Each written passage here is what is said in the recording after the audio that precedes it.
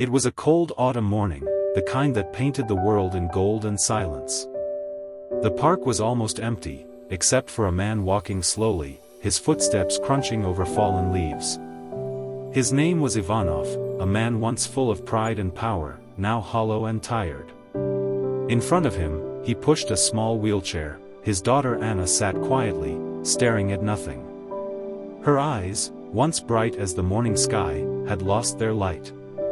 A year ago, an accident took away her ability to walk, and since then, she had stopped smiling. Ivanov had tried everything: doctors, therapy, even prayers whispered in the dark, but nothing could bring back her joy. The weight of failure hung heavy in his heart. As the wind brushed through the trees, he looked at Anna and realized, with quiet pain, that hope itself seemed to have left them. As Ivanov sat on the park bench, lost in thought, a small figure appeared at the end of the path. A boy, no older than 10, barefoot and dressed in torn clothes, walked slowly toward them. His hair was messy, his face smudged with dust, yet his eyes held something strange, a warmth, a quiet strength that didn't belong to someone living on the streets. He stopped a few steps away, looked at Anna, then at her father, and said softly, "Sir, let me dance with your daughter, and she will walk again." Ivanov froze, stunned by the absurdity of the words. A poor child claiming to perform a miracle? He felt anger rise inside him, thinking it was some cruel trick. "Go away," he muttered. But the boy didn't move, his gaze calm and unshaken. In that still moment, something about him felt different, almost otherworldly. Ivanov's anger began to fade, replaced by confusion and a flicker of something he hadn't felt in months: curiosity.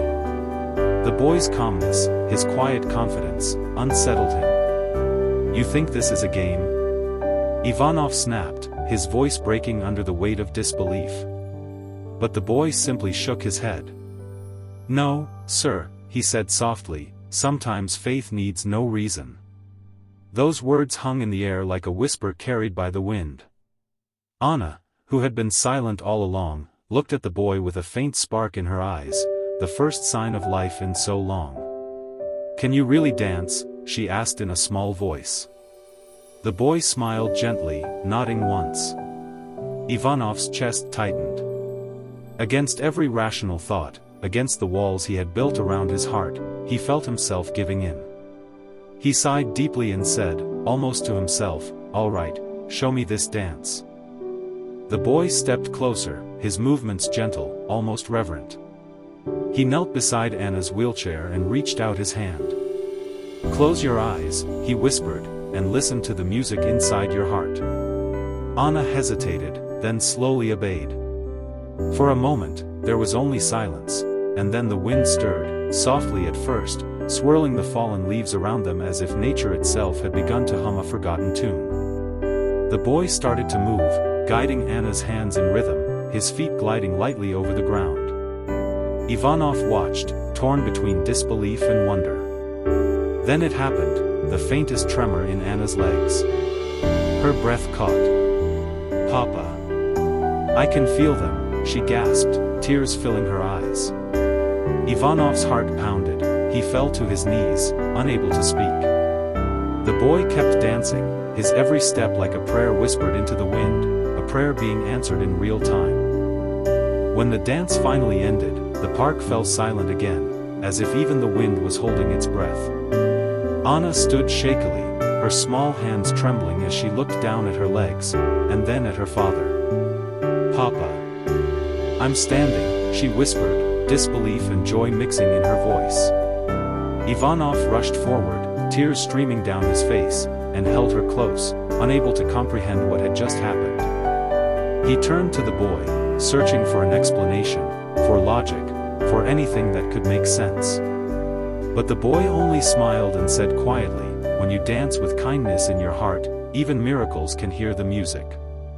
Before Ivanov could speak again, the boy stepped back, his figure fading into the mist.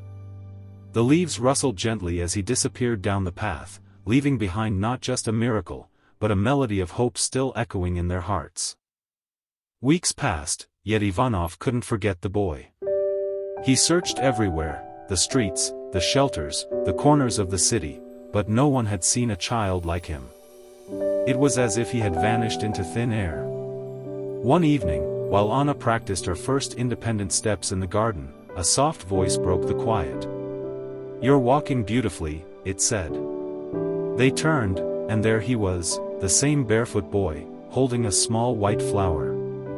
"This flower grows only where there once was pain," he told her gently, placing it in her hand. Ivanov's voice trembled. "Who are you, really?" The boy smiled, eyes shining like morning light. "I'm no one important, sir.